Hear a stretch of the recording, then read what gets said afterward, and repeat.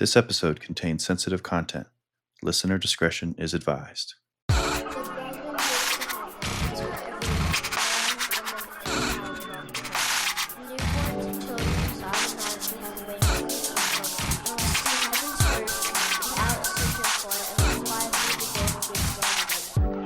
Welcome to the Culture Podcast, where we uncover the hidden mechanics of high control groups, their tactics, and their impact.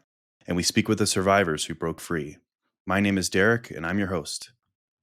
My name is Trinity, and I'm also your host. On this podcast, we explore cult life as real people who have lived through the life-changing process of leaving a high control group.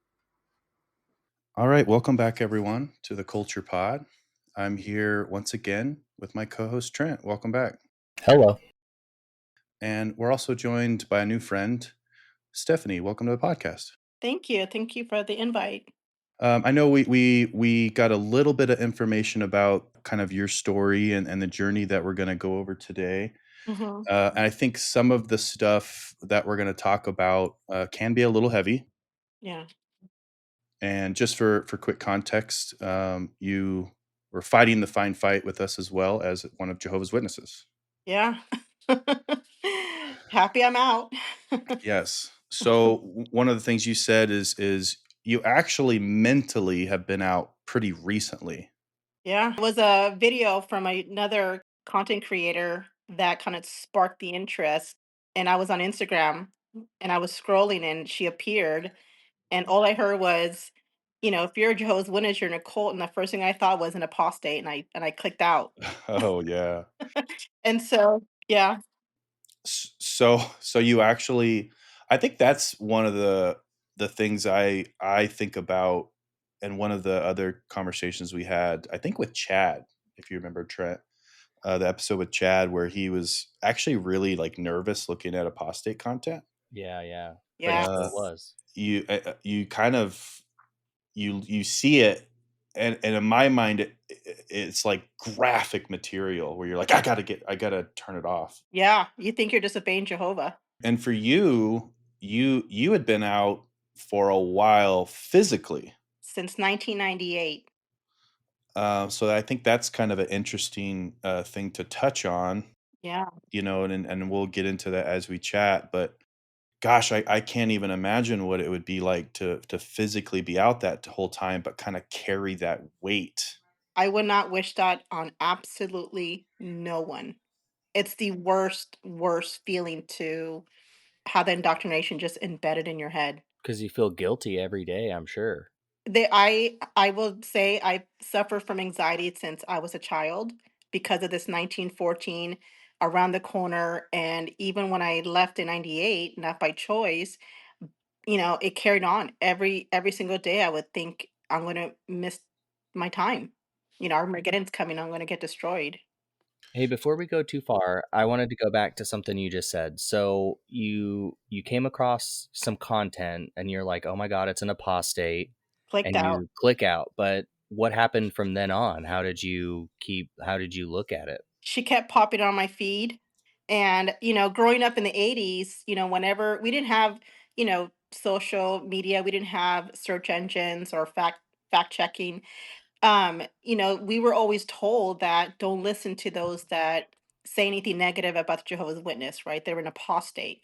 So for me growing up, I always assumed it was some man, waving the Bible and saying horrible things about Jehovah's Witnesses.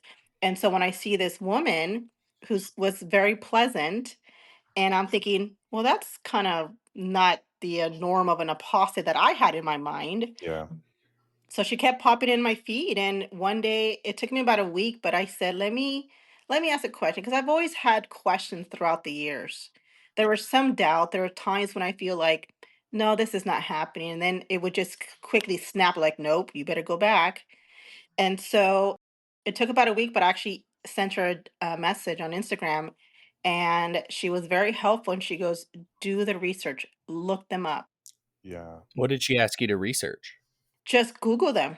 Google Jehovah's Witness, because I always assumed as a child that Jesus was a Jehovah's Witness. I thought Abraham and Moses, I thought they were all Jehovah's Witnesses. And so when I finally Google Jehovah's Witnesses, I nearly fell off my chair and was like, "This is a man-made cult?" Can you describe, because obviously both Trent and I have that experience and that feeling, but can you describe what that felt like? Yeah, I was like, my life has been a complete lie. I was robbed of my childhood. Everything was, I mean, my head was spinning, and I went down a rabbit hole for weeks up till 2, 3 in the morning with like barely 4 hours of sleep, just Googling and watching every documentary and every interview and all this information, all these, false prophecies, and I couldn't believe it. So I reached back out to that girl and I said, "What the heck is going on?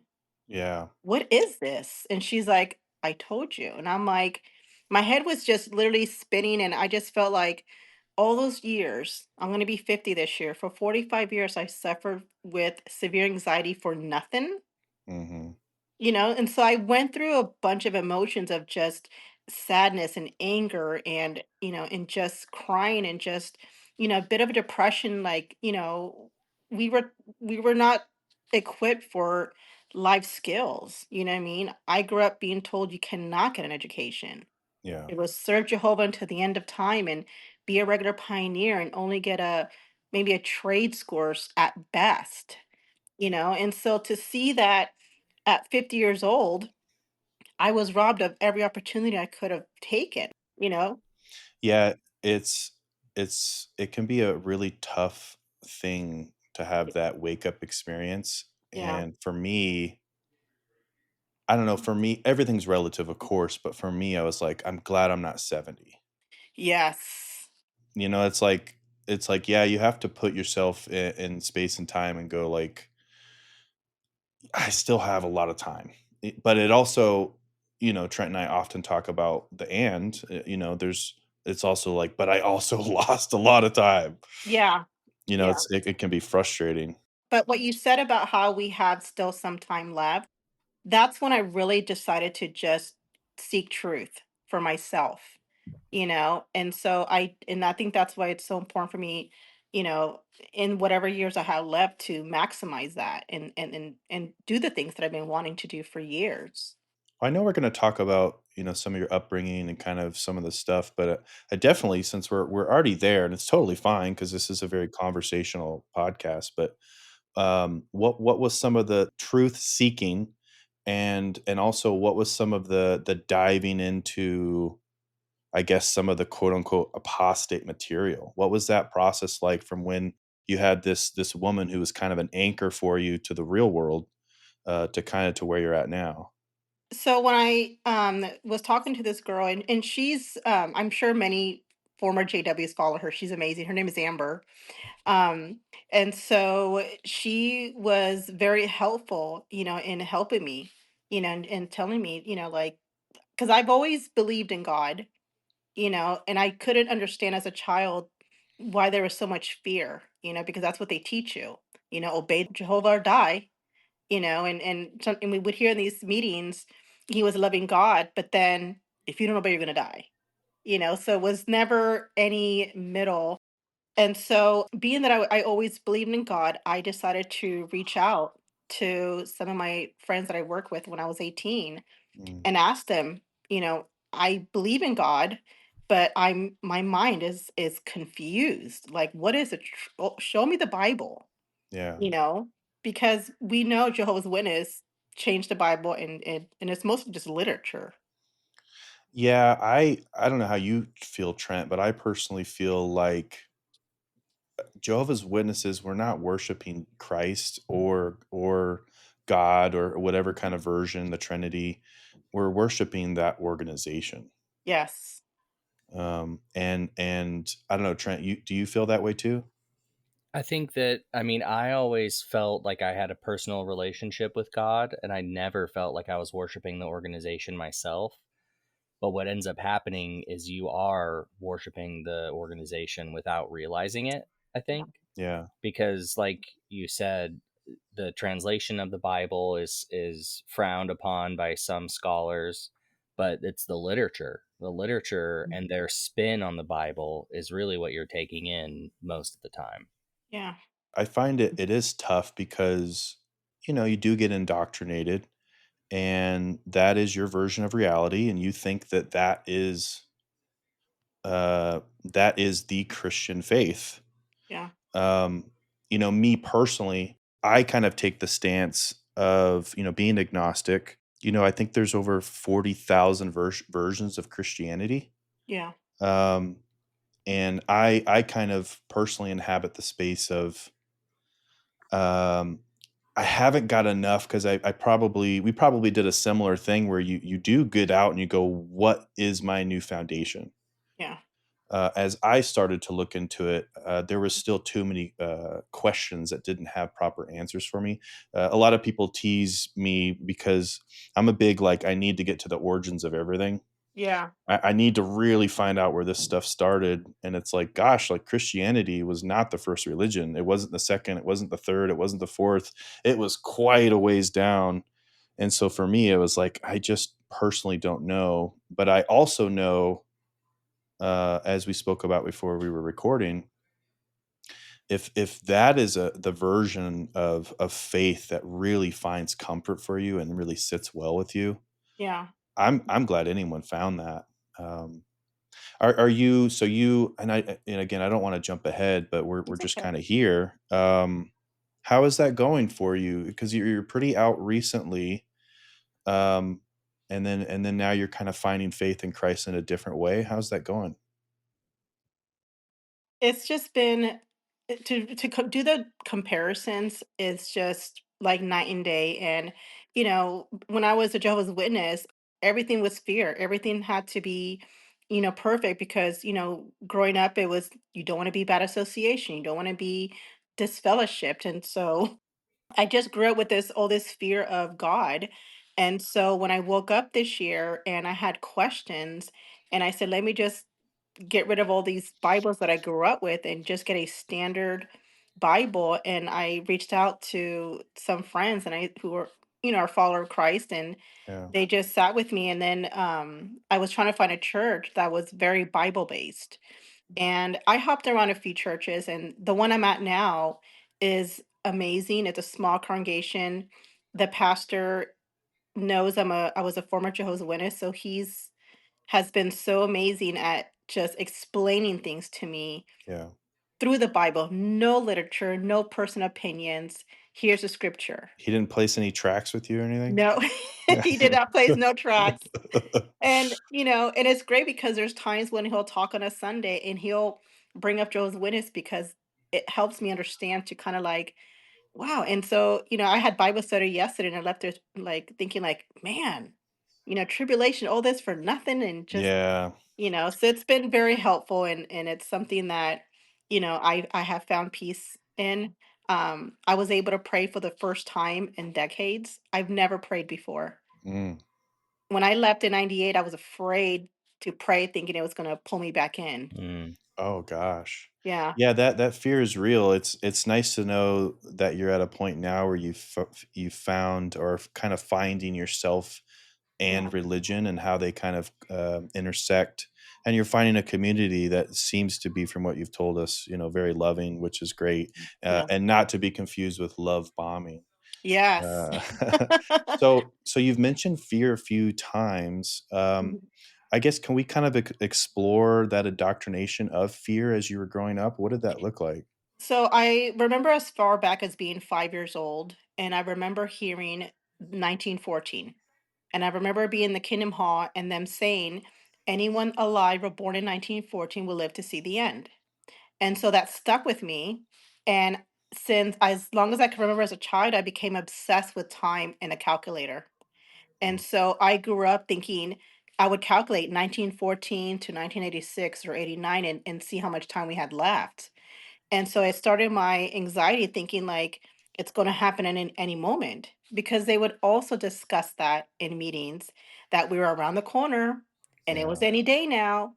So as a child, when you're being told that, you're afraid to do anything. I would look at kids in school, or I would be anywhere, and I would say, you're going to get destroyed because you're not a Jehovah's Witness. you Yeah. know? And then apart from being a Jehovah's Witness and being told that, it was also that you're not just saved by being a Jehovah's Witness, you have to be in good standing. Yep. And so you add that on to a child, it really just kind of sets the bar as to, you don't want to do anything that's going to not get you into paradise. So, that anxiety carried on through my adult life even after I left in 98. Yeah, one thing I think is something that's on my mind when people talk about the 1914 doctrine. The way my brain works is I think about people that may be listening. Maybe, someone who's not religious has a curiosity to listen to this episode or this podcast, or someone that is just Christian and they're like, "What is this 1914 thing about?" Yeah. Do you have an ability, even though you've been out for a while, to kind of maybe explain that to how you felt it, what it meant to those who are listening? To be honest, when I was a child and just hearing that, I think just hearing the word 1914 freaked me out. Is I it didn't even I is didn't it even your know pen that. code for? Yeah, I honestly, I was a very anxious little kid, Yeah. and my parents were divorced and, just I didn't even hear the whole context of whatever these brothers would discuss during the meetings. I just heard 1914, end of day, around the corner, and that was it for me. I remember thinking in high school, no, junior high, that I would never graduate high school. I thought that too. And I remember seeing like classmates, and it's just like, gosh, I'm not going to be able to save them. Um, and then of course also, you know, I'm also not baptized yet. I might not be saved, so I know I eventually should probably get baptized. And it's very complicated. It's very confusing. But the 1914 doctrine, and maybe Trent can help out with this. The funny thing is, we all know it, but it's also confusing. Yeah. Um, my take on the 1914 doctrine was it was originally Russell was one of the early founders. Yeah. The founder, he believed that 1914 was going to be Armageddon. And then when that didn't happen, he changed it. Yes. Uh, and there was some time in 1800s where he also thought it was going to be the end of the world. That didn't happen, and it just so happened that 1914 was some sort of guess based on scriptures and different timetables of things and interpretation of different things. 1914 just happened to also be World War One, Mm, and so it ended up being like, well, gosh, this major thing happened and it coincides with this prophecy. And I think that's one of the major things that helped this religion get initial traction. Yep. Now, the funny thing with 1914 is the second interpretation of the 1914 prophecy was that Jesus would be returning invisibly. Yep. As king. yes. Now I remember, yes. So how easy that is for Jesus Christ to return invisibly to start ruling up in heaven. I don't know. Did I get it right, Trent? Yeah, and that's what really got me as a kid because they show you all the math. I think in the Revelation book, Hmm. I believe, and then there's a book on Isaiah. They explained all the math they used, and it made sense in their own way. But the 1914 was the start of the last days, Yeah. and everything, evil and natural disasters and the great tribulation would all be starting, after that. And when I just remember being younger and thinking, man, we had World War One, World War Two, nuclear bombs, like starvation, all the wars throughout the world, and they really did a number on me. I felt the fear too because it just felt so clear when I was growing up that things had just been getting worse and worse Hmm. since 1914. Yeah, I look back now and it's like in my mind, and I'm curious your take, Stephanie, is it's a doomsday cult. Yes. We constantly were in fear of the end of the world. And a common thing we kind of keep mentioning was they did keep moving the goalpost, and they were so crafty on these prophecies not coming true. The generation prophecy and the 1914 prophecy, and they thought the end would be the 1975, and there's all these Yes. these all these things that happen where they were just so crafty, where we were like, well, it is God's organization, so we're kind of going along with the changes in belief, and They're so clever. very clever. But they also were like, gosh, some of this imagery that we grew up with the Revelation book, with the Bible story book, Oh seeing gosh. these dragons and just serpents, and the imagery of hailstones coming down and just killing people, angels with swords just coming down. It's like, this is crazy shit as a kid. Yeah. That scared those that yellow book, my book of Bible stories, the Revelation book, those growing up in the 80s, those were not made for children. No. The yellow book was not made for children, and those images stick with you. Hmm. And I remember when I was doing my going down that rabbit hole with Charles Taze Russell, and then also hearing about Rutherford Hmm. and how he changed everything. And I remember his little spiel was, millions living will not die, and he had false predictions. Yeah, I read that book. That was one of the books that I had from my father, and I think, if I'm not mistaken, his prophecy was 1925. Yes. And spoiler, it didn't come true. I just wanted to say while we're on the topic, one of the things that actually really got me out was, I think it was 2015 with the Generations new light, Mhm. where they did this really complicated math of like, well, actually, it's like a generation and then the second generation, and if you're alive in this second generation, then you'll see Armageddon happen. I remember looking at my wife at the time and just being like, what is this? I've never heard of anything like this. I'm Mhm. pretty smart. I've read the Bible. I've never even had the thought that this would be interpreted that way. And that was one of my first real moments of questioning, where I was like, dude, this isn't the same witnesses that I grew up with. No. Because they had just changed the Bible too. They had done the New World Translation, the new one. Yeah, the generation teaching was from Matthew 24:34. It says, "Truly I say to you, this generation will by no means pass away until all these things occur." And I think the thing that's tough that witnesses did and still do, obviously, is they'll kind of have multiple interpretations of scripture and prophecy. They'll have a initial fulfillment, and they'll have a secondary fulfillment. And it's like, my mindset is that scripture was just talking about then, Hmm. and they kind of they interpret that no, that this is going to be something for a current generation class. And so what you had brought up with Rutherford, and he was the second president of the Watchtower Bible Tract Society, or the Jehovah's Witness faith. He just had some different ideas about that teaching, and it's just stuff like that where this podcast isn't really about the doctrinal teachings and all the people love to get caught up in this shit where they're just going in depth about Yeah. oh, they changed this, and then I've never ever been self-identified as a scholar of the Bible. Like, uh, No. and the thing I think we all can relate to is, like, we all grew up in it, and it's Yeah. still confusing. Yeah. Especially with this new light that, growing up in the 80s and even in the 90s when I faded out in 1998, we didn't have all this new light. We didn't have all these loosened up of the rules. Hmm. When you were disfellowshipped, it was basically your end of your life. That was it. Yep.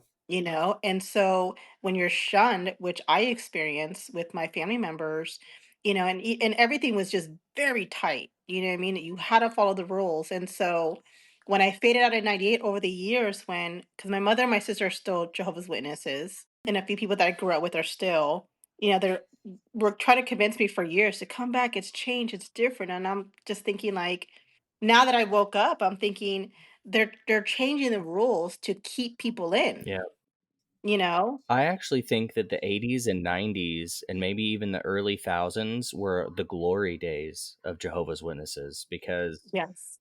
the failed 1975 prophecy, I think, put them on their toes again, and they were like, we just got to double down on the basics.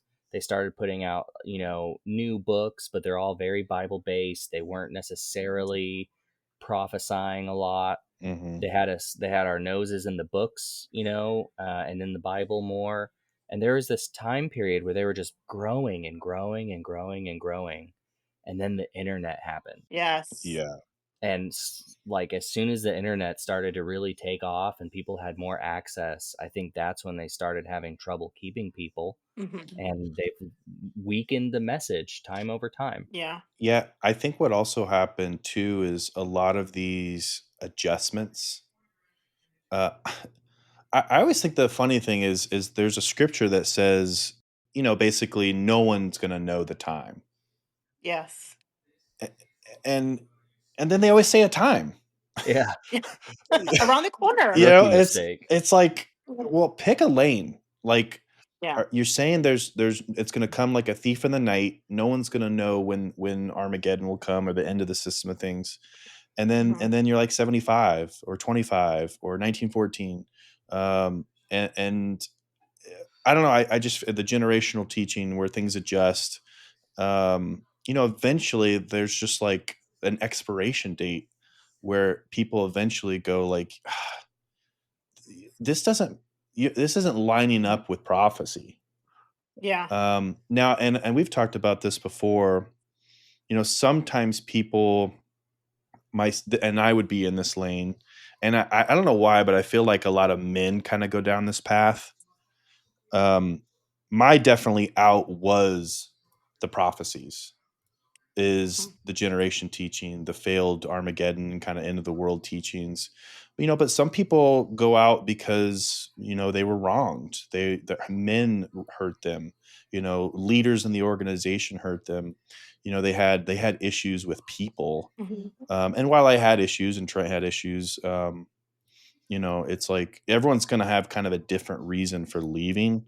But one thing that in my mind is always a centralized thing is we all really believed and were afraid. Mhm. And Yes. we really thought that, the end of the world's coming. And even though we might be sinful, we're not meeting the expectations that were very difficult to meet. They were impossible to beat. They were, for me, I felt like no matter what I did, no matter how perfect I can be, I was never going to achieve it, and it was just an added stress. And in the topic of what made, for men that it's the false prophecies, for me, what made me really say I'm done were the false prophecies. Okay. It was absolutely the false because I couldn't believe that growing up, it was 1914 around the corner, end of days. Oh, this is going to happen. And then when I was doing my deep dive, finding about 1914, 1925, 1975. And I was already faded out when I heard about this new generational gap. When I was doing my, deep dive rabbit hole on YouTube, I was learning all this new light. And so it wasn't after until I woke up that I realized all the things that had happened to me, Hmm. which kinda added to that. But I mean, what really just pushed me out was like, they lied. All these false prophecies. Why? Yep. This is what you're talking about specifically is like early this year. I woke up February 19th, 2025. And so you started to deep dive, and you did. How did that look? Was that like you said YouTube, like? Oh my gosh, many sleepless nights for weeks. I was glued. I was watching every documentary on Uh-huh. YouTube. I was watching all these interviews. I was, reading all these articles on Google. There was a documentary that I really liked that really just kind of hit me was that one that Leah Remini did with Jehovah's Oh Witnesses. yeah.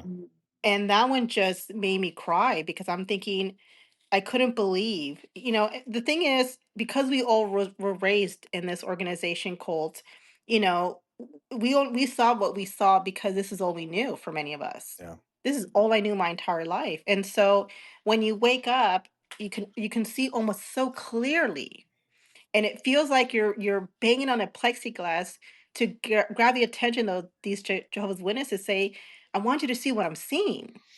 because you're really I feel like I'm banging on this plexiglass because I can see clearly. I can see through all the BS. As I learn and kinda go through this process, I very much approach things with a skeptical mindset now, Mhm. which I think is healthy, Yes. but, it's also this weird thing of, like, no one can be woken up from this except like, I don't know how to word it, but, like, only you can do that. It's like your own Yeah. timetable. It's like the sobriety journey, you can't force someone to be sober. They have to choose it for themselves, and they usually have to lose a lot and be highly motivated to make changes. There's all these things that have to happen. But yeah, you can't make someone wake up. And everyone has their own little trigger. Yeah. Everyone has their own little thing. It's really interesting. Trent's famously was his beard, which he always loves to bring up on every podcast. So I figured I would do it for him this time. Thanks, man. Um, which is funny now because everyone can have beards, but or I guess men. I guess if the ladies somehow had beards, that might be a problem. Um, I wanted to ask you, like, you've brought up fear a few times. When you were younger, how did fear kind of shape your everyday life? And I'm talking, so you said you faded, so I assume you're still technically baptized. I got baptized very young. I was baptized when I was 14 years old. Hmm. And then I went into being a regular pioneer. And back then it was 90 hours, which was a lot. Yeah, that's old school. That's old school, and we had to write down the hours back then. And I also went to pioneer school, and I was in a full time ministry. And so, growing up with that fear and that anxiety as a child, it pretty much just sets the tone for you of your path in life. Because I was afraid of, was I going to graduate high school? Was I going to live to be 18, get married, have kids? And so, when you're being told around the corner, end of days now, it makes you not motivated to do anything else but to just serve, right? And so for me, I didn't really apply myself in my studies or anything else because I figured, what for? Yeah. End of days around the corner. Did And so, and I, uh-huh. did you have? Sorry to cut you off. Did you have, like, so you were accomplishing things, like you were moving up the ladder as far as a sister or a woman could do. Hmm. Um, was there a love for it, or was it truly? No. It was like, I got to do this shit, or I may not make it to the new system. That I have to do it. There was never a want or that I wanted to do things. I felt like this is what I had to do because, seeing other brothers and sisters in our congregation, there was different types, and we knew, Yep.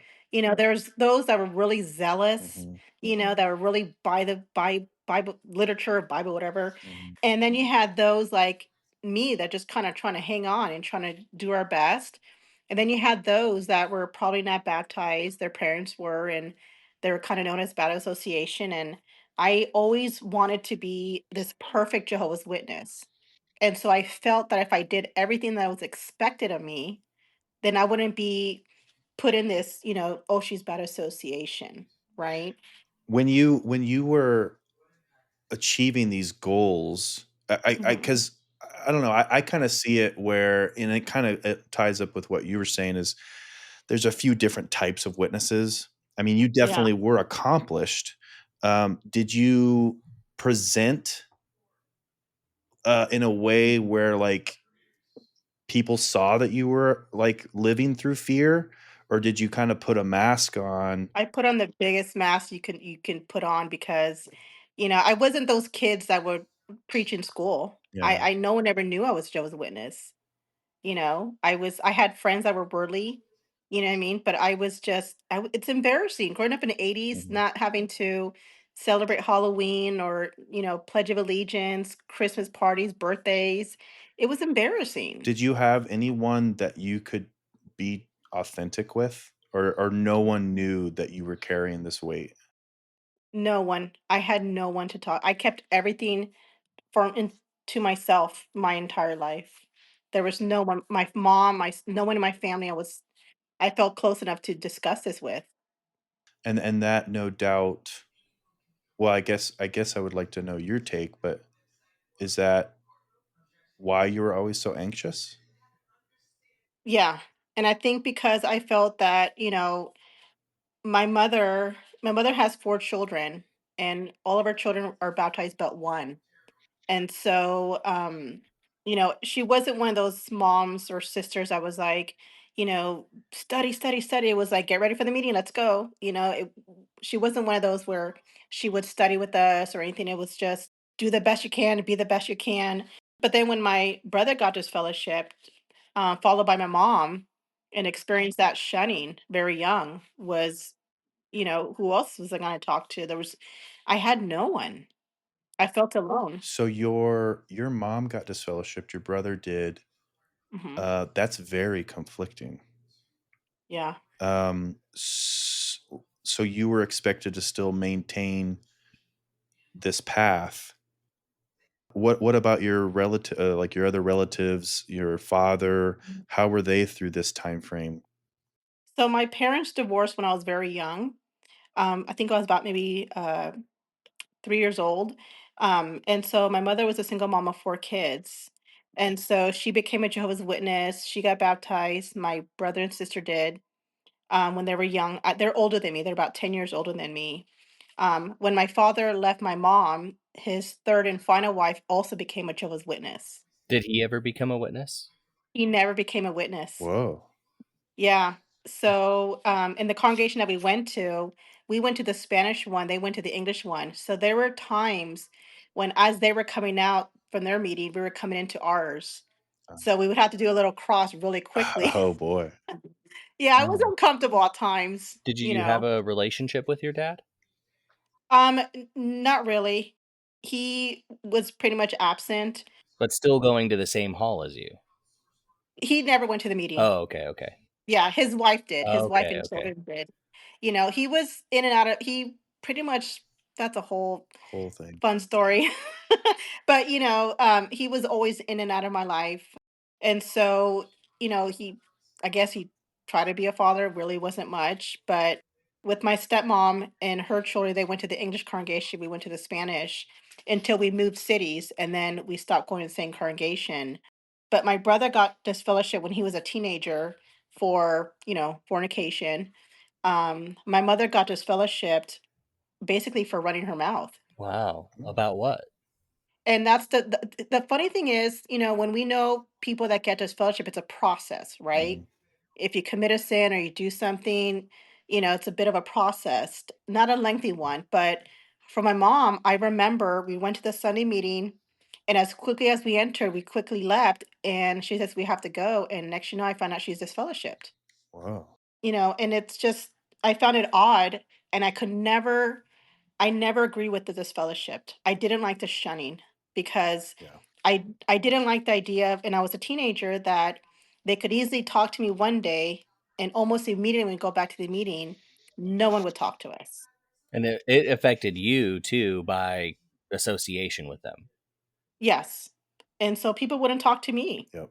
And I'm like, well, what do I do? I'm a teenager, Yeah. you know? And so I realized when I got baptized at 14 years old that this is serious. Mhm. I didn't realize it when I got baptized. I just thought I'd get baptized, be a regular pioneer, marry a minister, servant or an elder, and live life and serve Jehovah, and that was it. And so I didn't understand what I was getting myself into when I got baptized. Well, you're only I was 14. That's one of I the was 14. Yeah, that's one of my big gripes. I mean, we've had so many people on the pod now, and the average age is like 15 years old. Yeah, too young. Yeah. Yeah, it's way too young. Can't even drive a car, but you can determine your whole future. Yeah. Did well, I guess I have 2 questions. Did you ever Mhm. really find out why your mom was disfellowshipped? So my mother never really explained it to me. From what I understood when she tried to in her own way, there was a disagreement with one of the elders. My mother, still an active Jehovah's Witness. She has a mouth on her. Mm, She's very direct. Sometimes she has no filter, and I think it had something to do with the fact that my brother was disfellowshipped or something happened, mm, but they quickly disfellowshipped her. And so when I was 15 years old, we moved cities. And I remember we went to a convention, and of all times, my mother wanted to go sit in the convention. She wanted to sit in front. And as we were sitting in front, an elder from another congregation went into the little side of her, not looking at her, but just directly saying, "If you come to my congregation, I will reinstate you quickly." Mm. Whoa, there's some stuff going on. Yeah, so, I always felt that when they disfellowshipped my mom, it was personal reasons, not for anything that she did. Even running her mouth, there was no counts or nothing. It was like almost like the elders just didn't like her having a voice. Like retaliatory. Yes. It's like, "We're gonna silence you." Yeah, it was really quick. It was just like, "What do you mean we're going home? We just got here." And then how long was she actually disfellowship for? I want to say she was disfellowship maybe 2 years. Wow, that's a long time. Yeah, I want to say maybe a year and a half to 2 years because I remember my sister got married in 91. I was 15 and she didn't go to the wedding because she was disfellowshipped. And soon after when we moved congregations, sure enough, that elder reinstated her within months. These are the life moments, by the way, that get ruined. It's like you have a wedding Hmm. and you can't go to it and kinda talk and be with your loved ones. No. It really frustrates me when you hear these life moments in addition to, Yeah. holidays and birthdays and all these things that we miss out on. My second question, which kinda touches on your father again a little bit, if you don't mind. Hmm. Do you feel like your father had a little bit of estrangement because of the religion, or was it something else? No, I think my father he's since passed away in 2021. Mm, He was just not a present father. When he came from this to this country, he got married, had two sons, left them, and then met my mom, who already had two kids, and then had me and my younger brother. He had an affair with a younger woman who already had four kids, left my mom to be with her, and stayed with her up until he passed away. And so he was just not present. And, he was just an absent father. He was there at times, but I cut him off in 2013 mm, when he wouldn't walk me down the aisle when I got married again. yeah. And that was that, yeah. Yeah, there's as much craziness that's going around in the world, much less, religious and kind of cult and high control groups. The one nice thing that I take away from kind of this current generation, there's just a lot more awareness in terms of I don't know our feelings, generational trauma. Trying to do well, trying to communicate effectively. I look at like our parents and it's like, I could never I mean, my dad shuns me, but I could never have a conversation with my father of any depth where there was any sort of, like, actually getting to him, like, to pose a thoughtful question that he's like, "Oh, that's something to think about. Let's have a conversation." It just doesn't exist. Nope, didn't have that either with my mom. He was your dad was absent in a different way. He was, like, present yet absent. Yeah, he'd, like, come and fix something for me at my house, but, that was his love language, I guess, but, uh, so So you get baptized at 14, Jump Hmm. into pioneering. you jump into pioneering. I mean, I don't blame you for being anxious, by the way. I understand. I've had, anxiety attacks and things where I just like I got to get out of here. I'd go to assemblies and conventions. There's too many people. Yeah. So I understand to some extent. What was your life like during that time? So you freshly get baptized. You have, a mother that goes through this. Your brother. What was that Hmm. time of your life like? Well, and let's talk about that exact time. How old were you, or I'm sorry, what year was it when you got baptized? I was 14, I'd say maybe 1990. I want to Okay. say I was born 75. I'm horrible with math. And you stopped going to meetings in 98. So, I left in 98 after divorce. Yeah. okay. So then why don't you walk us through what happened between 1990 and 1998? So, my childhood, apart from not telling anybody, my classmates, I was Jehovah's Witness, it was fairly normal. We weren't those righteous Jehovah's Witness. We were doing our best. When we moved congregations and my mother got reinstated, I'd say my teenage years, up until I met my ex when I was 18, was somewhat normal. I wasn't one of those, even though I was a regular pioneer, went to pioneer school, I wore a mask. If I'm being honest, I was in the Kingdom Halls doing everything that was expected, but I would listen to secular music. I would talk to worldly people. I Mm, would swear sometimes. It's hard to yeah. be that, right? And then in 1994, I met my ex-husband. He was my first boyfriend. And, when you mention about not having to have in-depth conversations with our parents, I never had a in-depth conversation with my mom. She never said anything or talked to me about anything about life, or, I didn't have no one I could come to talk to about how I felt. Mhm. So my mother never explained to me about life. It was like, you can't have sex until you get married. That was it. So that was the extent of what she would tell me, right? And so I didn't know anything about healthy relationships or dating. She just says you can't have sex until you get married. So, and as many Joe's Witness, they tend to get married kind of young. Yeah. I being one of them. And so I met my ex-husband in 1994. I was 18. He was 23. He was not baptized. His mother was another sister in my congregation. And so we met. And so we met at a wedding, and I didn't see him again until that August at a convention. Mm. And so I was sitting at the assembly. His sister comes up to me and says, "Hey, do you want to sit with me?" And her brother was good looking. He was tall, good looking. It should have been a red flag that he just came out of prison. Yes, you learn about red flags. You would think that's a red flag for an 18-year-old. Like, maybe I shouldn't. He just came out of prison, not jail, prison. And he's not baptized. That's a Yeah, big red flag. huge red flag, especially for me who was a regular pioneer, right? And so, but he was good looking, and he was the first guy to pay attention to me. Yeah. And so I'm at the convention, I sit with them, and he asked me on a date, and I was like giggly. I was 18 years old. I was like, oh my God, my first date. And I never told anyone, because again, he was not baptized. And he wasn't, his mom and his other family members were in the truth. So I didn't tell anyone I was going on a date. And so, I was just excited. And so he picked me up from work, and we spent the day together. And it was getting kind of late. And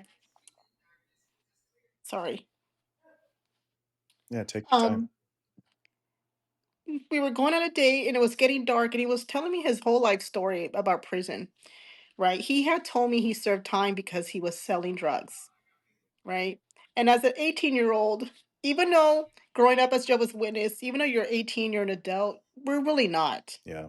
What I mean, we're very young-minded because we're not set up for life skills. And I in my opinion too, very naive. Very naive. I was very naive, Yeah. and so, he's telling me stories about prison, and it's getting kind of dark. He mentioned something about needing gas, so we pulled over, and he asked if I wanted something to drink. And I'm 18 years old, he's 23. I'm thinking at worst, maybe a wine cooler, right? And so he gets out a bottle of tequila, and um I didn't remember much after that. But I remember I just didn't want to be like, say no. He was a good looking guy. All the girls liked him. And here's this guy that's paying me attention. And so I was sitting all I remember is I was sitting in the front seat. He gave me shots of tequila. And next, I find myself in the back seat of the car, and he's on top of me. Mm.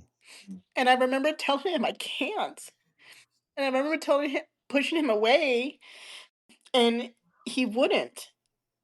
And so I woke up the next morning in his bed, and the first thing that I said to myself was like, "You disobey Jehovah. You're not a virgin." Oh, yeah.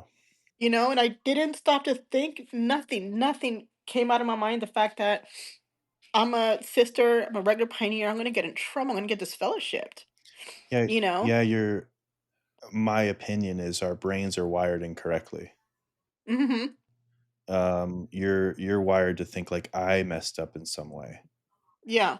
And he was calm. The next morning, he woke up and he says we should probably take you home. And I'm thinking to myself, Are we together now? Because I'm not a virgin anymore. We Yeah. were told to save ourselves for marriage. I'm thinking, well, we have to be together now, and it was that Sunday I had to go to the meeting, and I sat during the meeting thinking like someone's going to find out, and I just felt like Joe's one is going to punish me.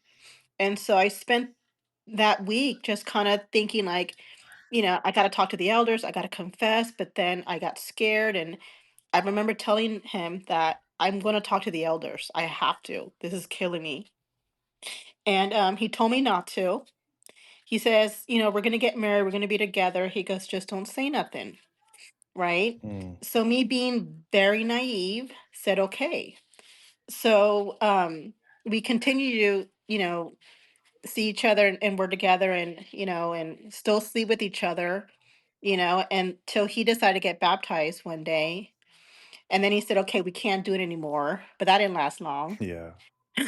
And so, by that time, I had, introduced him to my mom, and, he just kind of painted this picture that he was a nice guy. And so we had gotten married literally a year to the date that we met in 95. This is a really hard part of being a witness that people Yeah. don't understand, where you are wearing a mask every day. You know, Hmm. you are being different things to different people, and yet Hmm. the guilt that you feel for decisions that you're, not making, like, you didn't make a decision to do that that day, but then Hmm. the guilt that you feel will hit really hard. There's no mask for that. Hmm. You can't mask the real guilt that you really feel, even if you're putting on a mask to other people. And that sounds like a really confusing thing, but it's so valid for Jehovah's Witnesses, because we all, we're comfortable with the things that we're comfortable with.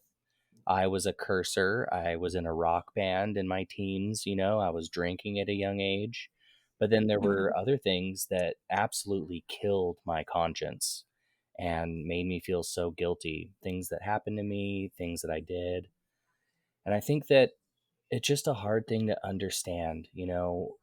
We are naive as witnesses, and the Yeah. guilt that we feel is so real. The masks we have to wear to survive, it's all just a very complex and confusing and hurtful thing.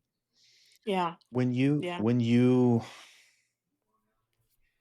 I don't know, that's a tough situation. Yeah. Um, when did you come to grips with the reality of what happened? Yeah. There's a little bit of story after that, but Yeah. we got married right in 95. And when we were married, um, as I mentioned, when we were dating, he had gone to prison for selling drugs. When we were married, I was going through some of his stuff, and I stumbled across a letter that was sent to him, I believe, in prison. Mm. And I later found out that the real reason why he went to prison was he had violated another young lady. Oh, Oh, And I didn't know that about that. And so no one told me. And so, we weren't really strong into the truth because he was also very abusive. And so when we got married in 95, he was always verbally abusive, but he became physically abusive around 97. And so, he used to hit me and violate me and bring women to the home and cheat on me openly. And oh my so, gosh. that's terrible. and so, yeah, he kicked me out of a moving car and make me sleep in the balcony or garage, or, a woman would come to the house. And around this time, we were living in an apartment complex, and there was a brother from my childhood that moved underneath my unit. And all I kept thinking about was like, he's gonna know everything.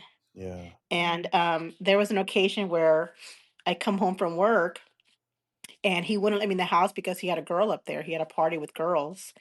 And I called the cops. I mean, where was I gonna go? No, even when I was being abused, no one in my family, I had no friends, no one knew anything. I kept everything inside.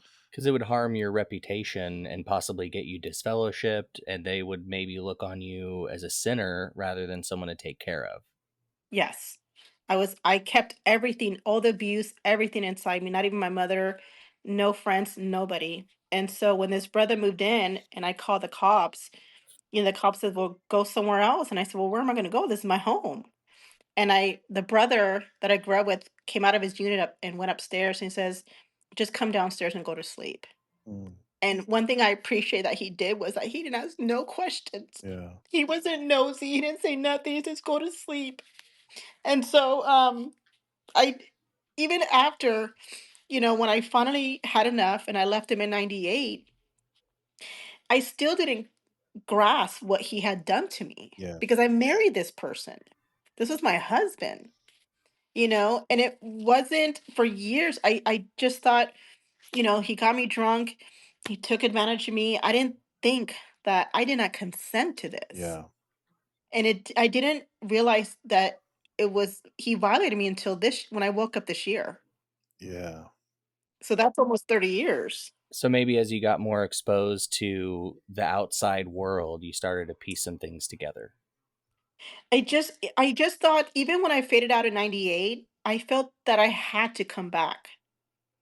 I just even I was worldly, right? Even though I was doing the things, even I was in doing things I shouldn't be doing. You know what I mean? I was never just fellowship. I wasn't they just called it censored back in the day. You know, because I had faded out, I was just what they called like, a lost sheep, Yeah. right? We want you back. And so I was worldly. I just didn't care. I got tattoos, I got piercings, I lived a wild lifestyle. And, my mom would say, come back. My sister would say, come back. And some of my friends say, come back. And, I was very honest. And I said, no, because, I was dating and didn't want to stop that for whatever reason. And, but I always felt like I had to come back because every time there was like a life event, like 9/11 or Katrina or any war, Yeah. I was like, Armageddon's coming, Yeah. and they would always tell me, it's like, it's the end of days. And so there was always this need that I have to come back. And so it wasn't until when I turned 49 in last December, I started to think like, I need to figure out what I'm going to do. Am I going to come back? Am I going to change? Am I going to, and this year I just decided to just seek truth. And that's when everything just started coming together. And I realized like, you had gone through some stuff in your life. Yes. I guess the big word that comes into my mind is agency. Hmm. And I think brothers, but also definitely sisters, lose a lack of agency Hmm. with the way that the structure of the religion is kind of organized. Yeah. I think about these moments where these very tough situations happen, and for some reason our brains don't go to I need to talk to someone, whether it's the police or you didn't have a safety net of people to go like, I think something horrible happened. Instead you felt like you needed to bury it. Yeah. Can I ask why you started to fade in 98? Was it because of just the shame in the congregation of maybe them finding these things out? Like, what was it that made you fade in 98? So what happened was because the abuse started to get really bad, the beating started getting worse. He would just beat me. He would lock me in the apartment for weekends at a time.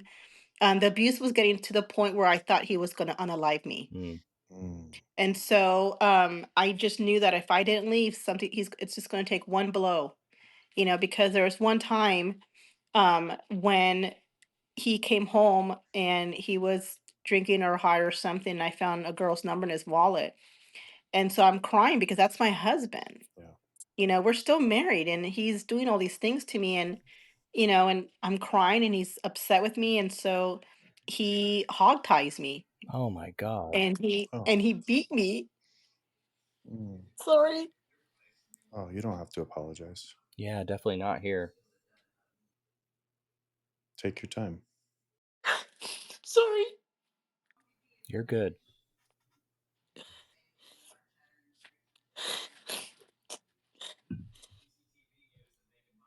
So he hog ties me and he throws me in bed and he beats me.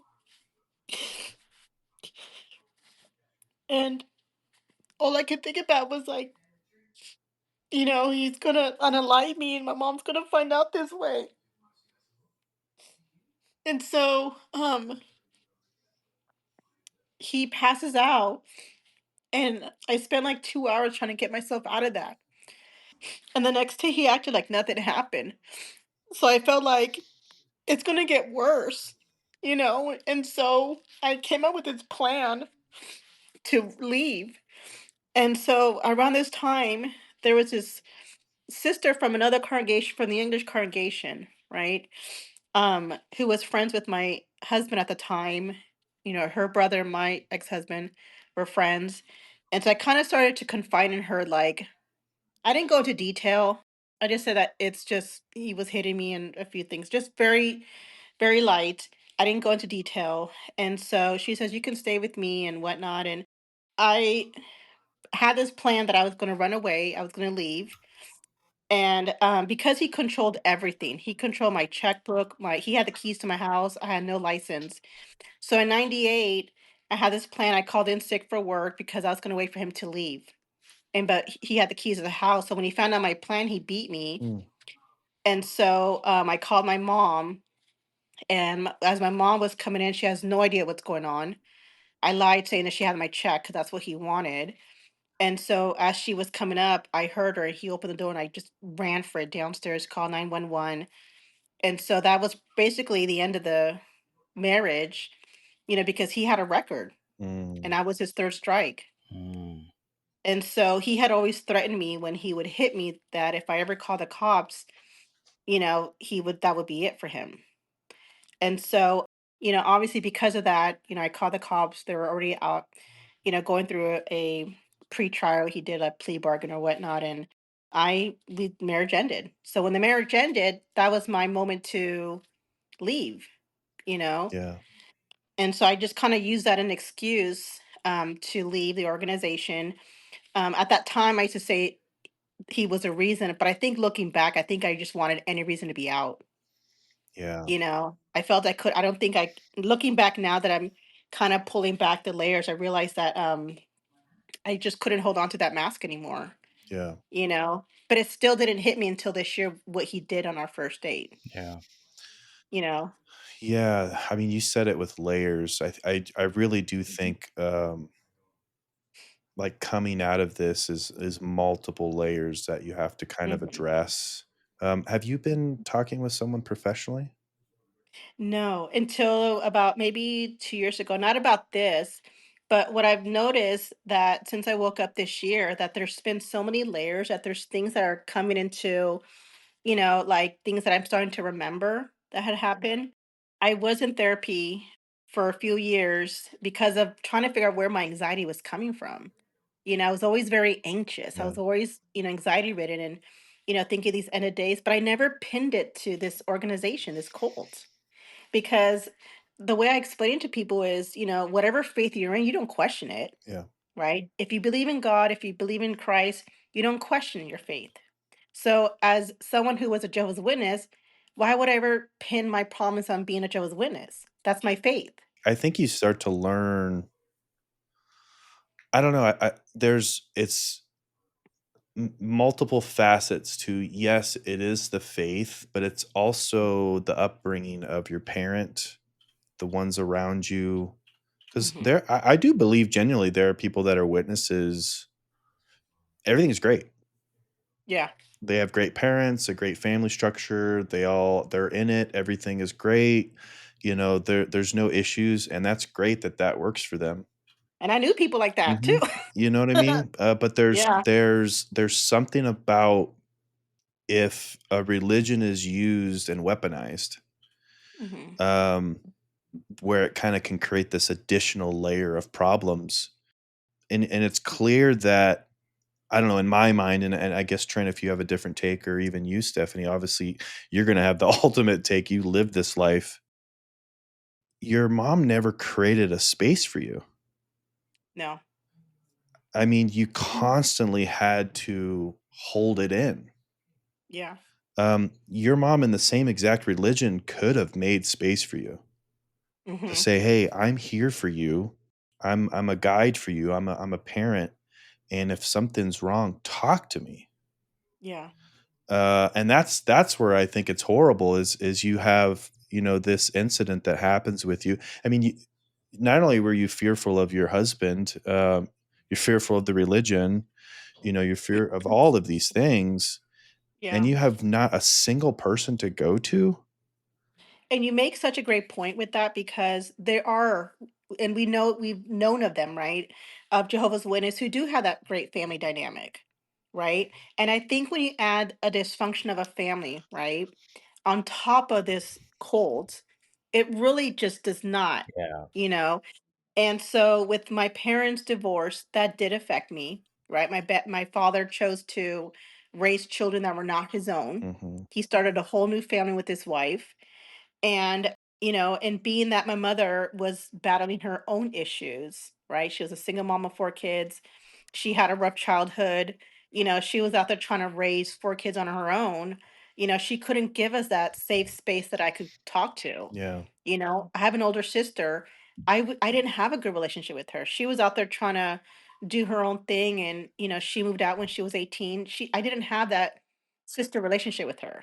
I think one of the other unfortunate things that happens too is whether or not we know it or not, we test the waters of what we're allowed to do and say. And Mhm. if we feel like we don't have a safe space with other ones, family, friends, whatever, that's the little things that teach us to go, "Oh no, I got to lock it in." Yes. Because it is a religion that is like a tattletale religion. Mhm. You're always in fear of being sent to that back room at the kingdom hall or the church that you're going to be told on, and you're going to have a meeting, and someone said something, and so you just learn like I got to keep this all internal. Yeah. Even your own parents, you can't. Even your own siblings, like I think that's one of the tragic things about growing up a Jehovah's Witness or someone in a high control group is you just learn Yeah. I can't. I have no safe space. And you just brought up a good point that it just kind of reminded me when, after the whole situation happened with my ex-husband after our first date, and when I felt like, okay, we're going to be together, I didn't tell no one, my mom or no one. I had a best friend at the time, it was another sister. And I didn't say nothing other than, I'm starting to date this guy, right? Yeah. And so, being that I felt like, even though still didn't understand that what he had done to me, I just felt like now we have to get married. She went and I told her, don't say nothing, because she was my best friend at the time. She went and told my mom and everyone else, and my mother was upset. Mhm. And she picked me up after, work, and she took me to this sister's house, and it was this huge commotion. And, thankfully, I was able to kind of soften it up for my mom, and she ended up liking him. But even I never had that space. Yeah. Even when my ex-husband was beating me, I had no one to tell. No one. And it wasn't towards the end of the marriage where this other sister that I knew that was not super strong in the faith, but her brother was friends with my ex-husband. He was starting to come around, so he saw the abuse, Mhm. but you're limited as to what you can do to get involved, So I don't blame any of them, but yeah, there was no space. There was no one. And it's bad wiring again. It's you're more concerned about the wrong things. Yeah.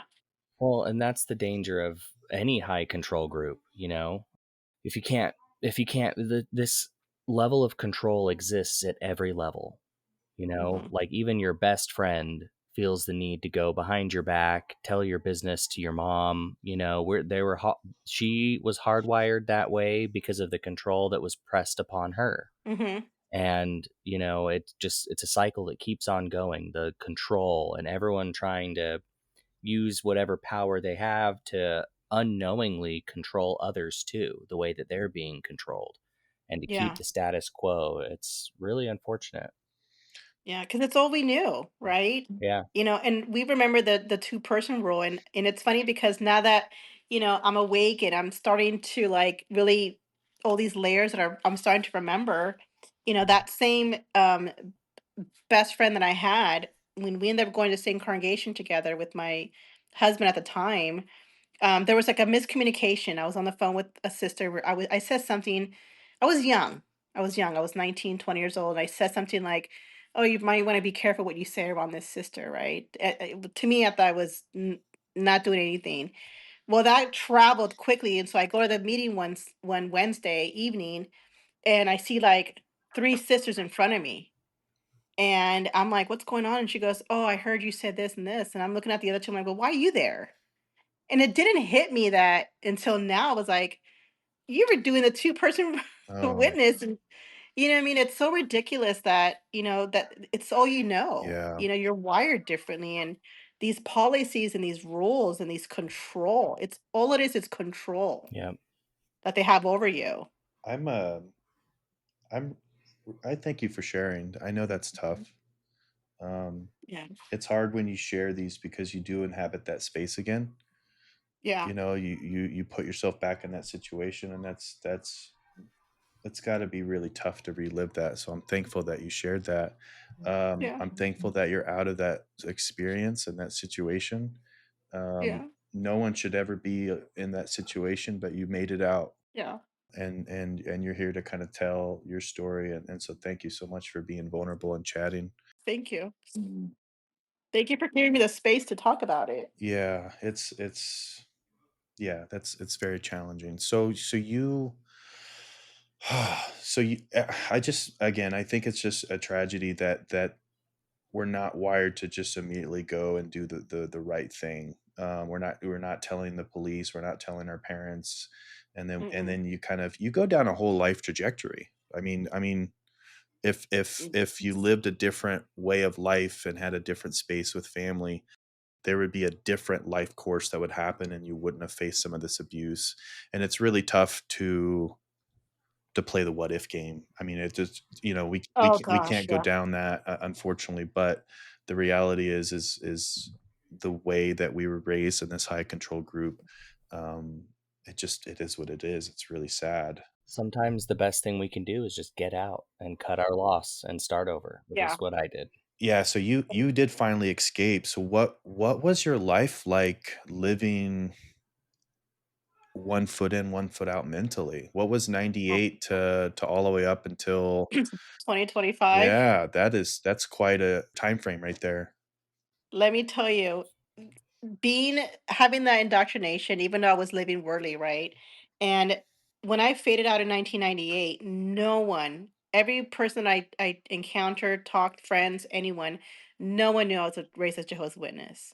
No one until this year. And so I have a lot of friends that have known me for 20 plus years telling me, like, I didn't know you were Jehovah's Witness. And I said, there's a reason that I never shared it. One of the reasons was because the intent was the need to have to come back, Mm, right? So even though I was living this worldly lifestyle, right? I was doing the things that you're not supposed to do. I always felt in my little mind, naive mind, that, you know, I didn't want no one to know I was Jehovah's Witness because when I have to come back, I'm not, I don't want them to see or say anything negative, saying, well, you're Jehovah's Witness and you're doing this and you're doing that. I didn't want that. yeah. Right. So I didn't tell no one. And so when it came to like the holidays, birthdays, and whatnot, I would celebrate the things, but I drew the line as not allowing those things in my home, Mm, which was in my own little warped mind. I don't know. yeah. So I would go out there and celebrate birthdays, go out there and do holiday parties, but I would never decorate my home. I would never have a Christmas tree because I felt like, okay, Jehovah, that's where I draw the line. I'm not going to allow it. And so, when I finally, it just anxiety of just not planning ahead. Every end of year, I would think, is this the year that the end's going to come? Yeah. So I would never apply myself, even at work. Sometimes I would be in these meetings with my boss and she goes, oh, when we plan next year's, quarter, I would say, are we going to be around next year? Mhm. People would talk to me, hey, we should plan, a summer vacation next year. I'm thinking, are we going to have a summer next year? So my mind was always with it's going to happen when, so you're kind of at the edge of your seat. You want to do things, but you don't want to do things. You want to accomplish things, but it's like, what for? Why apply myself to get an education when the end's coming? So it's basically a cycle of this anxiety and always on edge, Yeah. and it's a long time to go through that from 98 to this year. And I would have, such anxiety, such, you know, this thought of just like not being able to be rest. And I was in therapy thinking it had to do something with like my dad leaving me, my ex-husband beating me, and talking to this therapy and trying to figure out what exactly is wrong with me. And I never thought it had to do anything to do with my upbringing as a Jehovah's Witness. Are you talking now with a therapist about this? I'm still with the therapist, yeah. So now Yeah. they've been fully brought in Yeah. to the full scenario that's happening and happened. Yeah. And I will say also that's what's helped me is also reading the Bible Mhm. and being saved, Yeah. And so I think that had to do, although I had been seeing a therapist, I feel for me, finally learning about Christ because Jehovah's Witnesses never talk about Jesus. Yeah. It was always Jehovah, right? And so when I finally woke up this year and I was talking to my friends and I said, I need you to explain this Bible stuff to me because Yeah. I'm like so confused. Ironically, you grew up as a Christian your entire life. Yeah. And the funny thing is, and I always joke about this when I go to church, I was a full-time ministry, but I couldn't recite a script to save my life. Yeah, Yeah. yeah. I never read the Bible. Yep. I was a regular pioneer, went to pioneer school, never read the Bible, never prayed. I never prayed. And so when they were explaining this to me, and it was literally just showing me the Bible, and I said, "You mean Jesus already died for our sins?" And she's like, "Yeah." And I'm like, "What?" And so here I'm thinking, like, this blows my mind because it's all about works for Jehovah's Witnesses, right? Yeah. And so I remember one time I was talking to my friend and she goes, "Have you ever seen Passion of the Christ?" And I said, "Oh gosh, no, that came out in '04." I was, even though I was Yeah, out, yeah, right? yeah, But yeah. I was still my mentally, I was like, can't watch that apostate. And so I watched it one night and I nearly just kind of, fell to my knees and I was like, "You already died for my sins." And I remember the next day I was talking to everybody. I was talking to everybody, my coworkers, my boss, my maintenance guys. I'm like, "Did you know Jesus already died for our sins?" And they're like, "Yeah." This is what a healthy relationship with your savior looks like. Yeah, and I said, "Isn't that crazy?" And so, I think just also, finding, my faith and reading the Bible, no literature, no governing body that I have to obey policies. The church that I go to, the pastor and his wife have been very supportive and very helpful in helping me with this indoctrination and really just and even telling me, which is what you don't hear in these kingdom halls with these elders, is he always says you can ask any question you want, Yeah. ask me the questions, question this, question me, when we're in a kingdom hall you dare not question the elders No. or the governing body.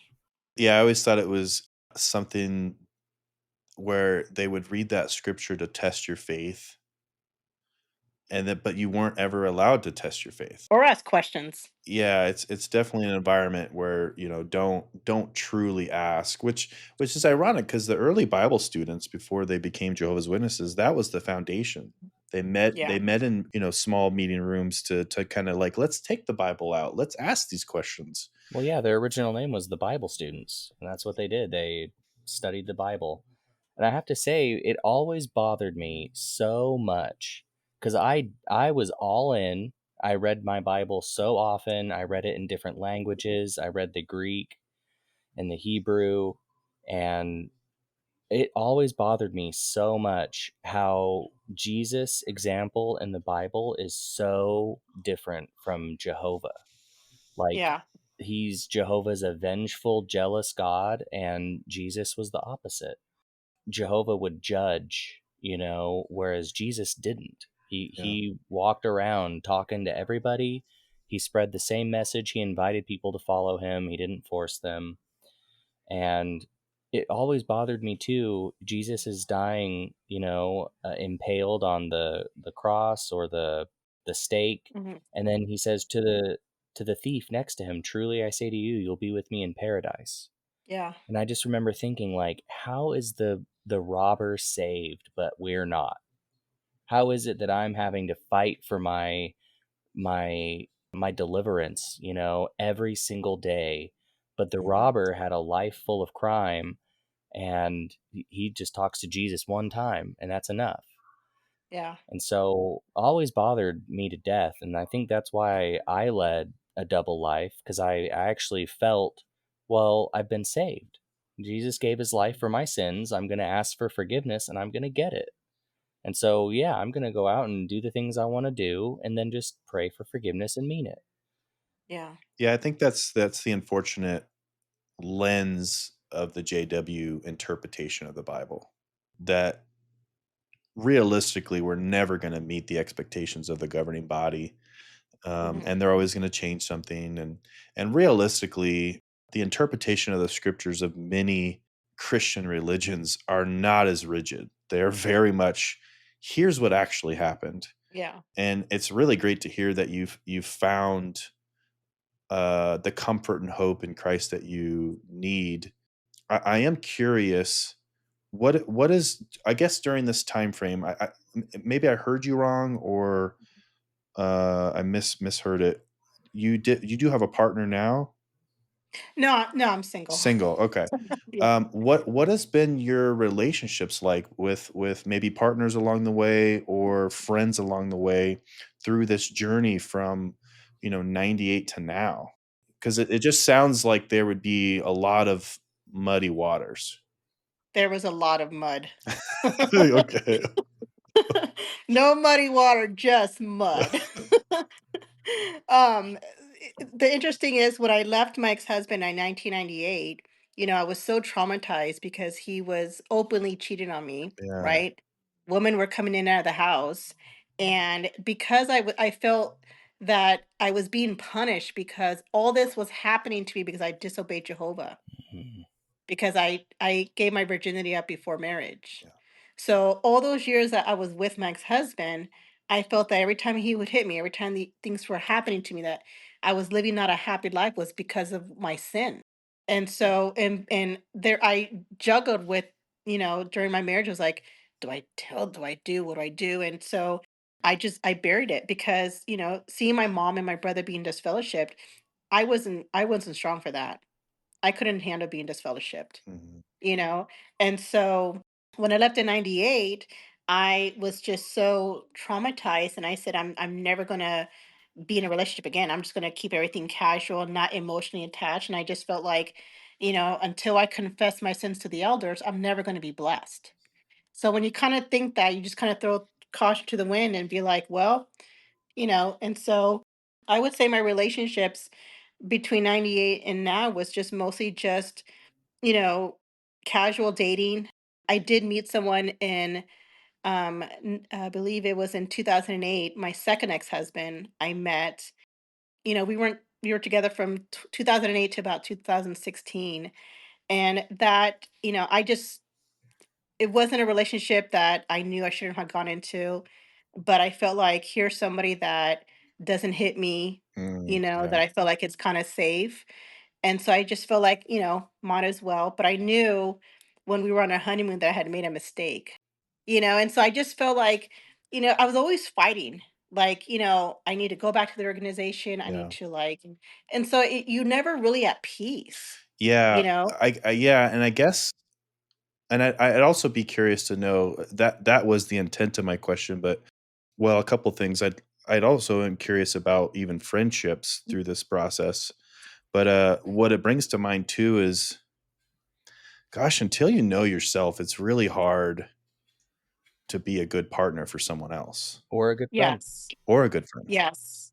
And so I will say, even after, before I met my second ex-husband, even after, my relationships before and after that, it was mostly just casual dating, or I guess now they call it situationships, right? Yeah.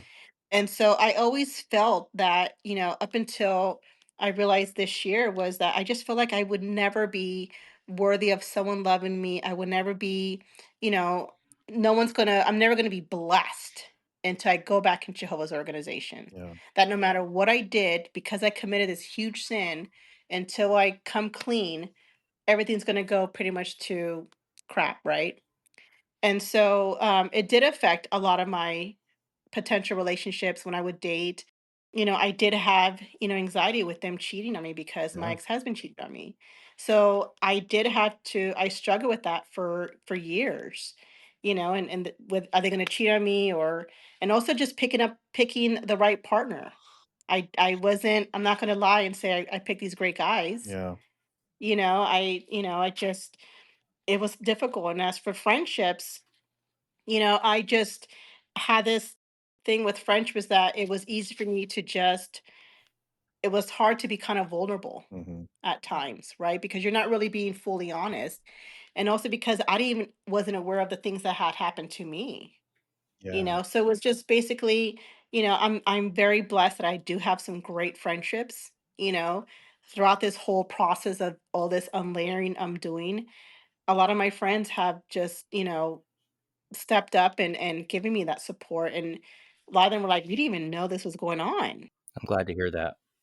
Yeah, and a lot of them feel, some of them feel guilty that they weren't there, and I said, "There was nothing that you could have done. Do you Nothing." do you I don't know, like do you inhabit the same mindset that I do where growing up a witness, the only reason I would interact with anyone was to try to convert them.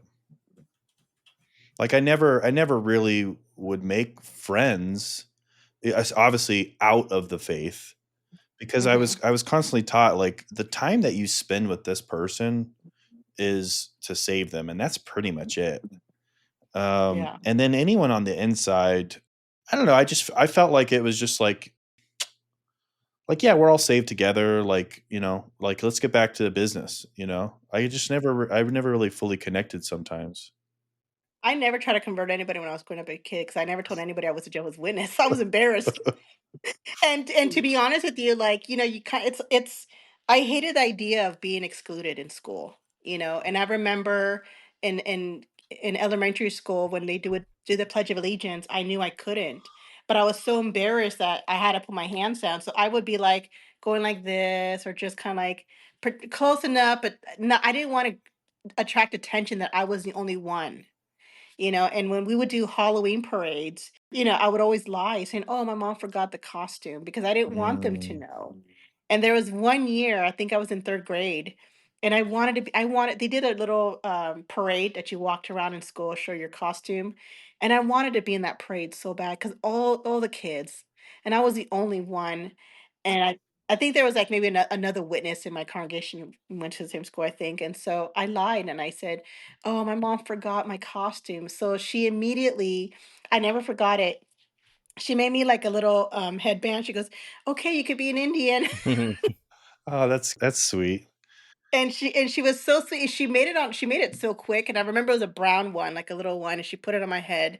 And I walked around and I was so like happy as a little 3rd grader. I'm thinking, "Oh, I got a little costume." And I never was one of those zealous kids that would try to be like, "Do you want to go to Kingdom Hall with me?" Nobody knew. I think the tragedy growing up in a high control group or a cult is you're just never part of anything.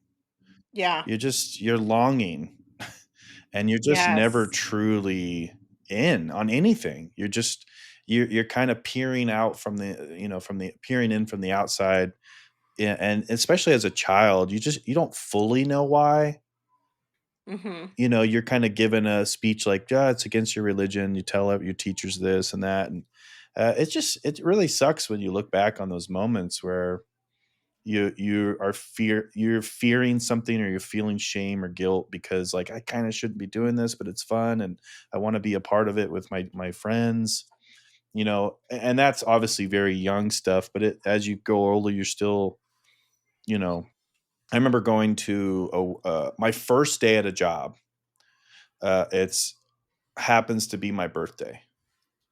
And I go to this job and it's orientation, and the person leading the orientation knew it was my birthday because it's on my paperwork. And in this class of, I don't know, 10 people, she comes and brings a little cupcake for me and puts the candle on it and says, "Hey, it's Derek's birthday today.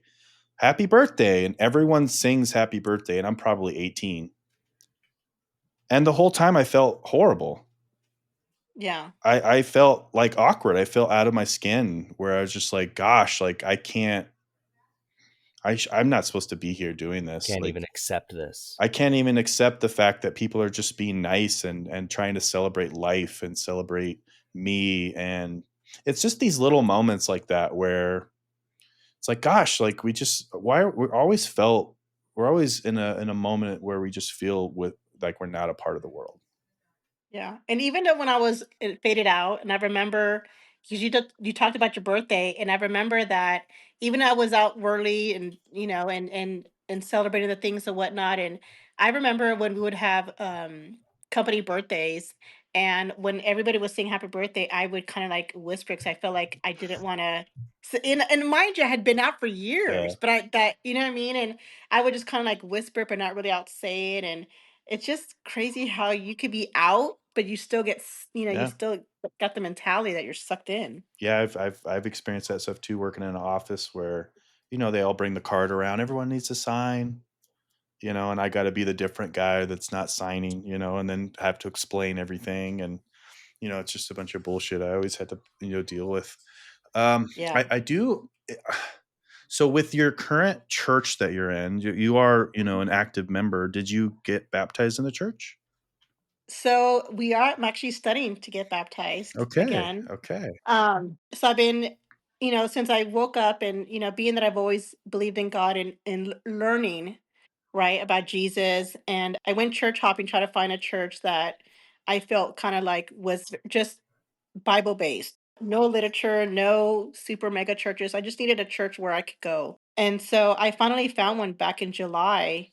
And like I said, it's a small congregation. The pastor and his wife have been really amazing. They know my story about being a Jehovah's Witness, so they've been really good with helping me. And so I've been going there since July, and I'm studying to get baptized. What's cool is you're old enough now that you can probably make that decision on your own as an adult. Yes. Yeah, Yes. Whereas with the witnesses, you never had a shot to actually consent to that as Yeah. an adult.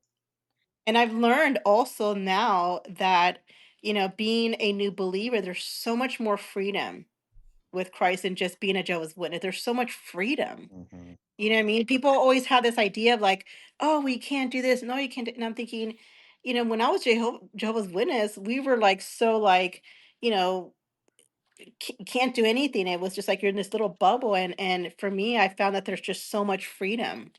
I was gonna ask about that. So, do you feel like you have a bunch of rules you have to follow now, or are you just able to focus on learning and worshiping? So the interesting thing is for me being saved, all those things that I struggled with, right? That I couldn't give up as a Jehovah's Witness. Not that I'm giving up anything. I feel convicted that there's things I don't want. You know what I mean? And but there's still so much freedom, and I kind of feel that, me just being a, Bible reader, Bible believer, and following Christ, I find that there's much more freedom. And the things that I struggled with before are things that I just not interested in now. There's no one telling me you have to do this, you yeah. have to do that. So I always try to explain that there's a lot more freedom. Do you feel like there's less judgment too? Yes. Yeah. It's okay to just, you're not expected to not make a mistake. You're not being, sent to the little room with the elders and having to confess everything, Yeah. and to me, that's because I've seen people go through that and I just did not like that at all.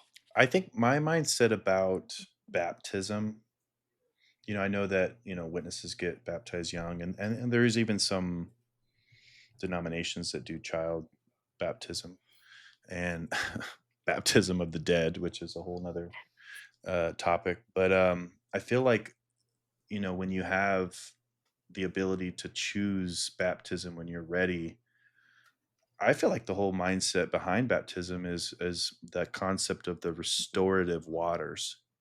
That Hmm. you were one person under that water, and when you come out, you're anew. Yeah, born Um, again. yeah, and I think that there's something special about that. You know, Yeah. you know, I think over time, as you continue to talk things out with your therapist and continue to process, understand too that there's layers of waking up and there's layers of unpacking and going through this. But I think part of that process, in my opinion, is, when you're finally ready to that point, there is a cleansing nature to like letting a lot of this stuff go, the fear, the guilt, the shame, the anxiety. And it's like, that's the old you. Yeah. I will say what I'm happy most since waking up is that all those decades of anxiety are gone. That's great. I mean, to me, since just letting go and just, praying, this is the first time I've ever prayed. Yeah. You know what I mean? I actually pray with no fear. I'm not, when I pray, I don't feel like I'm being pulled to JWs, right? Mhm. And so to finally be able to be free of anxiety. To me, that's the best gift ever. Yeah, you can't buy that. You cannot buy that, and I always tell my friends, like, I'm turning 50 soon. I said, "I don't want anything." I'm so, like, blessed and happy. The idea of, like, my anxiety is gone. I don't think of when I watch the news, I don't sit there and think, like, Armageddon's coming around the corner. I see the news, I'm like, "Okay, Yeah. not my worry." And to be able to sleep and to be able to make plans. Mhm. You know what I mean? I can make plans. I'm making plans for next year for my vacation. I'm gonna be celebrating Christmas this year for the first I love time. it. Ooh, You congrats. know what I mean? I'm getting a Christmas tree. I bought, You heathen. yes, this apostate. And so, I remember I was joking with my boss and I said, this year, I said, you guys gonna be able to see my lights from Google Maps. I love it. I love it. And I pray and I'm so thankful that, wow, like, I'm okay. There's still layers, there's still a lot of work to do, but that huge chunk of anxiety, that huge chunk of that fear that has taken over my life is just like, we're putting that there. There's this life that you're given, this new life. I there's we can play the what ifs Mhm. for hours, and for what? You know what I mean? I allowed myself to think that for a minute. Like, my childhood was robbed. I could have gone to school. I could have had a Yep. family. I could have picked a better husband. But I didn't have any of these things. But at the same time, this is my testimony. This is the path that I was led to. And instead of using that to be a crutch in my life, I'm going to use it to help others. Maybe there's someone like me that is still battling this. Yeah, I think everyone's unique voice, is powerful and does have the Yeah. ability to reach someone. All it takes is for someone to hear you, and whether it's on this podcast or just in your personal life, where they go, I align with them, and I'm glad I found someone I can relate with. Yeah. And so, even though you had a very tough journey to get to here, um, yeah, your lived experience is going to be really helpful for someone else. I think it's a good mindset to have. Gosh, but it definitely was a bumpy ride. Oh uh, man, it was bumpy and it hit a couple of rocks and mountains, but I always say, it's about our mindset, yeah, right? I can sit here and wallow in all the things that have happened to me and sit there and cry about, like, how, I don't have a husband or I don't have kids, but I'm thinking, you know what? Like, you don't know what's ahead of you. yeah, Let me just get on this path and enjoy each moment. And when that time comes for me, because I know I will. I know I will find yeah. someone one day. I'm just gonna share my story, enjoy my life, make those plans. Because that's one thing that we didn't do as Jehovah's Witnesses, that we Mhm. didn't make plans Yep. Well, for fear of that around the corner. and I think it's weird to say. I still think sometimes, like, we are survivors. Yeah, We're survivors of religious persecution, 100%. absolutely. We made it out, and you're a survivor of abuse, and and Absolutely. and Yeah. and you're a survivor of many layers of that. And I know that people, like, the moment they hear it, they go, I'm not alone. You have a powerful Yeah, voice, Stephanie. Like, I'm glad that thank you're you. able to share your experience, and that you're able to still find a little bit of light in that darkness. Thank And you. I think that the more and more you continue on this path, it's just going to be really great. You are going to continue to find yourself, and then you're gonna just find all the great people around you all the time. And I'm really thankful that we connected, and you Me know too. you're officially part of this community now of people, on the culture pod. And Thank you. it's just, I don't know. It's, you never know when you connect with people what their story is going to be. And yeah, I'm great. Very glad that Trent and I got a chance to chat with you. Me too. There's a lot of gratitude. I think one thing that is unique about your story is your awakening process took time. Mm-hmm. And there might be people out there battling with maybe having been out a long time as well. But there is a hope that, it might take 10, 15, 20 years, Yeah. but eventually there's hope that, hey, you're going to finally be free. Yeah. I talk about tattoos. I know you have tattoos, but, my first tattoo was the word freedom. Oh wow. I just like, Nice. and I had to hide it under my shirt. because I was still in technically. Oh my god, can I confess something? Yeah, tell us. Can I confess something? Oh You my can god. confess your sin. Go ahead. Oh my goodness. Talking about, like, I'm telling you, like, even though I woke up and even though, like, my life is going fantastic, like, there's things that pop up, and, the reason why I forget it because I got it when I was 18 to show that even though I was a regular pioneer and, pioneer school and all that jazz, after I met my first ex-husband, right, I rebelled a little bit, Oh, and I got a tattoo at 18, wow. and, it was I had $25 and I went to this little rinky dinky tattoo shop and I said, "What can I get for $25?" And he says, "A single rose." And so I had this little single rose on the bottom of my hip and I hid it discreetly so you can't really see it. Yeah. And I remember when I was dating my ex husband, my first one, and I showed him, he was pissed. Wow. And he goes, "You can't." And I'm thinking, I didn't think he would care because he wasn't even baptized. And I never told anyone, never. I went to the Kingdom Hall, got married, all that whole jazz, and now, mind you, I'm going to be 49, and I'm not as slender as I was when I was 18, so, so I don't even know it's still there, but it's there. You rebel. And now you got, I think, sleeves, right? You got a lot. I got a full Yeah, sleeve. that's great. Um, Thank you. I have a lot of. I have a enough property here with tattoos. But, once I left in 98, I started getting all these tattoos and piercings before they were a little bit of a trend. And, now I look at my tattoos and I'm like, I could have done with a few, but, Yeah, it's part of the fun. part of the fun. Yeah. Yeah, I Yeah. I I also, Trent as well. Like, it's part of the fun. Nice. I gotta get some more. I've only got 2. But Two. yeah, they're kinda big, but I still gotta get more. Yeah. You got to get a full, do you have a full sleeve? No, I actually have a calf sleeve going. When Nice. I moved out to Texas in 2014, and I said in 2015 was when I started to have big doubts. Hmm. And I had been raised in Arizona, and so the one tattoo that I got was 3 sessions. It was about 4 or 5, 6 hours each session, but I got a big blackout pine forest on my left calf. Nice. And my cousin is the one who did it. He did it all freehand because we were raised in the woods in Arizona. So that one meant a lot to me, and I got some looks for sure but I hid it for a long time. And then I recently got a UFO over the forest. Oh, So nice. it's time for more though. Yeah. Yeah. Well, after my full sleeve, I think I'm done for a minute. That's a lot of ink.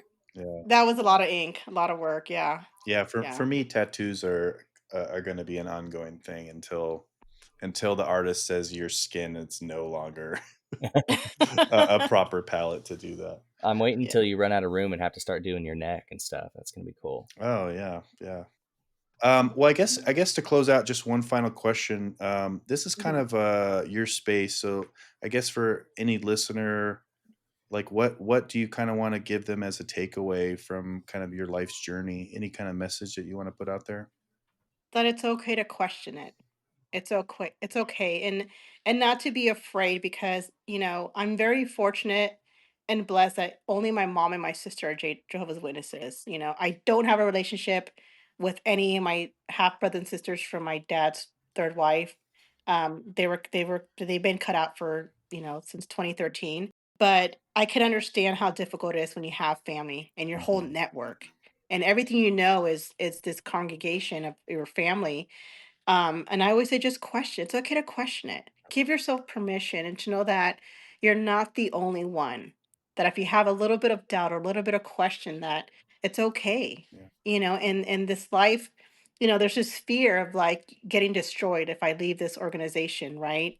And I can speak, that's been a little almost 8 months that there's no greater joy or peace than to just be able to be a free thinker and make your own decisions, and to live that life that we're all meant to have.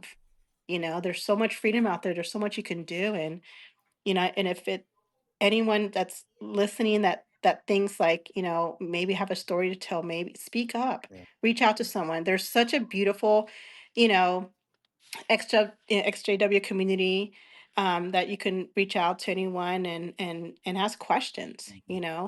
I've met a lot of good people, that are former XJWs. We have a little bit of a chat group going on, and it's great. We're not alone. You're not alone. Yeah. Where is that group? Where is that community? So we met through all so on my interview I did back in May with Tim, he had interviewed this other guy named Jerome, and I love their chemistry. Mhm. So we all started talking, and they had planned a meetup back in Vegas that I wasn't able to attend. But we all talk, you know what I mean? And it's such a nice community. If I need someone to talk to, and only a former Jehovah's Witness would understand when you have that Yeah. moment. Is Jerome's from Hawaii? Yeah, Yeah, yeah, I see some of his stuff online. I hope we connect yeah. soon. Yeah, I He's saw some of awesome. the stuff from when he went to Vegas. It looked like a great time. Good It was a meet good up time, for I missed sure. it. Yeah. Yeah, yeah. And then I guess if anyone wants to connect with you, maybe to pick your brain or just kind of chat with you, where can they find you online? I'm on Instagram, they can find me there under Awakened by Grace, and I'm always happy to answer any questions that anyone may have. That's excellent. Well, again, thank you so much for your time. Thanks so much for spending just a moment with us to kind of share your journey, and very appreciative, very grateful. And, for all the listeners, for Trent, for Steph, thanks so much for spending time with us, just through this conversation as well. And so for now, thanks again, and we'll chat with you guys soon. Thank you for having me. Bye.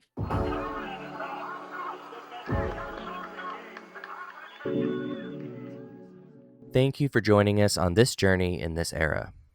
If you found today's episode valuable, please share it with someone who might need it. Check the podcast description for our socials and other information.